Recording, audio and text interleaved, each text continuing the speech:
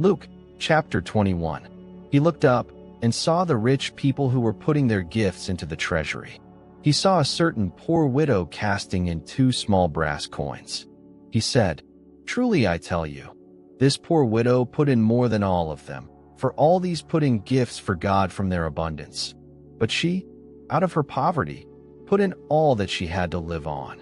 As some were talking about the temple and how it was decorated with beautiful stones and gifts, he said, "As for these things which you see, the days will come in which there will not be left here one stone on another that will not be thrown down." They asked him, "Teacher, so when will these things be? What is the sign that these things are about to happen?" He said, "Watch out that you don't get led astray, for many will come in my name, saying, 'I am he,' and 'The time is at hand.'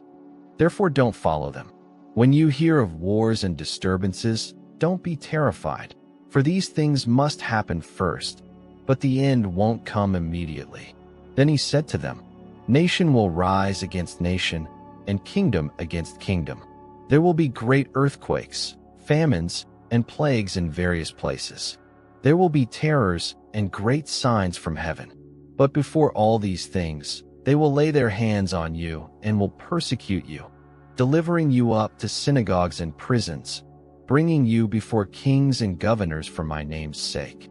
It will turn out as a testimony for you. Settle it therefore in your hearts not to meditate beforehand how to answer, for I will give you a mouth and wisdom which all your adversaries will not be able to withstand or to contradict. You will be handed over even by parents, brothers, relatives, and friends. They will cause some of you to be put to death. You will be hated by all men for my name's sake, and not a hair of your head will perish. By your endurance you will win your lives. But when you see Jerusalem surrounded by armies, then know that its desolation is at hand. Then let those who are in Judea flee to the mountains.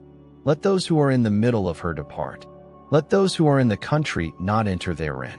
For these are days of vengeance, that all things which are written may be fulfilled. Woe to those who are pregnant, and to those who nurse infants in those days. For there will be great distress in the land, and wrath to this people. They will fall by the edge of the sword, and will be led captive into all the nations. Jerusalem will be trampled down by the Gentiles, until the times of the Gentiles are fulfilled.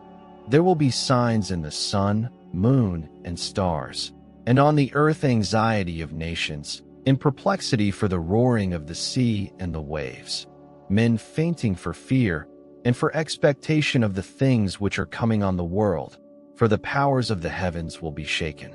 Then they will see the Son of Man coming in a cloud with power and great glory. But when these things begin to happen, look up and lift up your heads, because your redemption is near." He told them a parable. "See the fig tree and all the trees.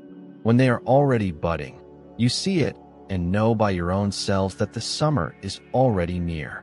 Even so you also, when you see these things happening, know that God's kingdom is near.